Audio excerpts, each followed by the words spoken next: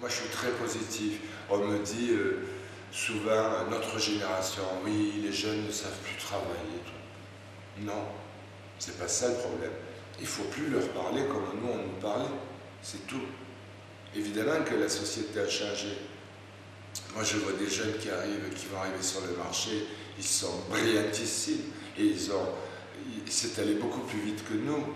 Il y a eu des choses qui se sont passées depuis 30 ans, l'analyse du mouvement, une autre manière d'affiner la musculature, les corps ont changé, les muscles des danseurs dans les années 80 n'ont rien à voir avec les danseurs des années 2000, 2010. Donc, la danse, après, en général, selon le pays où tu es, peut-être qu'elle est un peu sectaire et élitiste. Il se trouve qu'il y a des phénomènes, on parle de ce phénomène et que j'admire aussi, la danse israélienne, et ce qu'elle a provoqué, et d'un coup la révélation, mais ça a toujours été là. Je crois que peut-être selon le pays où tu es, on ne voit pas la danse de manière globale, mais par le petit côté de la lorgnette, en France entre autres. Les années contemporaines et non-danse, même s'il faut qu'il y ait ça, ça a un peu parasité et phagocyté la danse en général. Il n'y avait plus trop de place pour la danse physique libre. Au fait, en fait, c'est de la danse rituelle, mais c'est que du mouvement.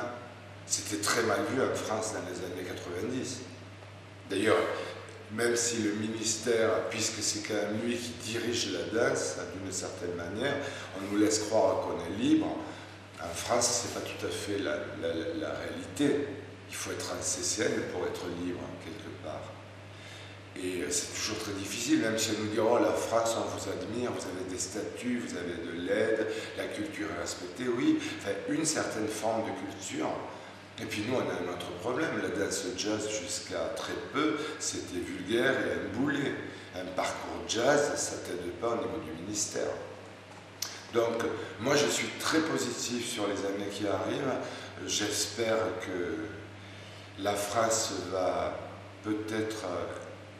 c'est un grand pays d'artistes et de liberté spirituelle, mais je ne sais pas si elle n'est pas trop sectaire, parce qu'elle est très prétentieuse. Et par moments, ce que fait la France, c'est pas toujours le top. Je crois qu'il faut regarder ailleurs et avoir l'humilité de dire ce qui se passe là, il faut voyager. Nous aussi, la chance qu'on a eue, ça a été de s'ouvrir, de voyager et de rencontrer d'autres cultures, même en Europe ou en Asie, où la vie quelquefois te donne des opportunités. Moi, j'ai pu aller en Australie cette semaine et j'ai été fasciné par ce qui s'y passe et la mentalité, et la manière qu'on a là-bas de voir l'art et le rapport à la nature, au corps, et comment ça se voit dans la danse. Tu prends Gary Stewart, le chorégraphe australien de l'Australian Ballet, tu te dis, c'est hallucinant ce qu'il a obtenu et ce qu'il arrive à faire. Peut-être que c'est toujours pareil, c'est la notion de respect, de liberté, de regarder l'autre et pas lui dire « Attends, ce que tu fais c'est bien, mais viens voir en France ce qu'on fait, voilà. » Après, moi, je pense que la nouvelle génération qui arrive, elle aura peut-être les clés dans les mains pour essayer de faire basculer certaines choses et peut-être créer des ouvertures différentes. J'y crois. Je ne sais pas si c'est naïf comme vision. Moi, je croise beaucoup de gens, beaucoup de générations, et la génération qui arrive, elle est ciselée, elle est prête à aller loin. Après, c'est vrai que c'est un moment difficile. C'est très dur, parce qu'il y a moins de travail, on nivelle vers le bas. Les productions ne veulent pas prendre de risques, même des gros projets avec beaucoup d'argent, il faut que ce soit quand même accessible. Enfin, c'est pas accessible le mot, c'est facile pour tout le monde, en tout cas en France. Il y a des projets qui se montent, c'est pas commercial, j'aime pas trop ce mot parce que ça veut rien dire, mais c'est nivelé vers le bas. Et la culture de la danse en France, pour le grand public, c'est la télé. Et c'est une horreur, à mes yeux. Je ne critique pas, parce qu'il faut aussi ça. Il faut tous les styles. mais on a éduqué un public un peu vers la médiocrité. Donc les jeunes qui arrivent, ils vont devoir se battre pour faire comprendre ce que c'est la danse en fait. Et pas la danse noble, mais la danse réelle avec les années de travail, de sacrifice. Qu'est-ce que ça veut dire devenir danseur? Voilà. Il y en a un, c'est la foi en béton.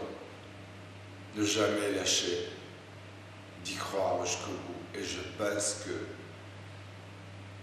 la foi inébranlable, c'est une des clés du succès. De dire, quoi qu'il arrive, tu sais, je suis persuadé qu'il y a la place pour tout le monde si tu lâches pas prise. Il faut ne pas perdre la foi et être au bon moment, au bon endroit, et ne pas perdre son énergie à dire « j'y crois plus, j'y arriverai pas ». C'est comme dans la vie. Quand tu te bats, que tu es un peu blessé ou malade, ou tu te laisses aller, où tu as le moral et la pêche, tu dis non, je vais trouver une solution. Voilà, je crois que c'est ça la foi inébranlable. Et les aider, les jeunes, je pense que je fais partie des gens qui... moi, j'arrive pas à un terrain conquis en me disant, moi, je sais, je regarde et quelquefois j'apprends grâce aux plus jeunes. D'ailleurs, l'échange dans mon équipe chorégraphique et la compagnie, c'est ça aussi, de voir arriver la génération de Prisca par rapport à ma première équipe de danseurs qui a vieilli mais que je respecte profondément et qui sont des artistes hors normes. Mais j'ai aussi appris beaucoup avec le corps jeune, cette nouvelle génération, même d'état d'esprit. Les moments, tu parles avec eux, on n'a plus les mêmes discours qu'avec l'autre équipe, mais c'est aussi jubilatoire. Conseil, c'est d'y croire, de travailler beaucoup. Parce qu'il y a un moment, c'est pas la formule bateau et le lieu commun de dire le travail ça paie. Non, il faut aussi toujours ce pourcentage de chance, mais je crois que les gens volontaires et qui sont conscients des sacrifices qu'ils font arrivent un jour ou l'autre. Après, il faut trouver des nouveaux moyens d'y arriver, il faut trouver des points originaux. Je parlais hier soir avec Liu, Paul et Neil, ils font partie de cette génération aussi novatrice dans leur domaine. Des moments, ils sont très ouverts, mais c'est aussi pourquoi? Parce qu'ils ont voyagé. L'Asie, le Chili, New York, il y a un moment où ces idées à foison, c'est pas que tu copies, mais tu te dis, non, on s'endorme, réveillons-nous, on peut faire des choses hallucinantes. Puis bon, il y a quand même une révolution avec les nouveaux outils technologiques, enfin, je veux dire, même si ça ne doit pas... C'est très tendance aussi, mais ça amène des voies nouvelles. Donc il faut que les jeunes se positionnent avec la notion de travail. Alors, ils travaillent à leur manière. Souvent, on nous dit, ouais, ils ne savent plus travailler. Non, ils savent travailler. C'est toi qui ne sais plus leur parler.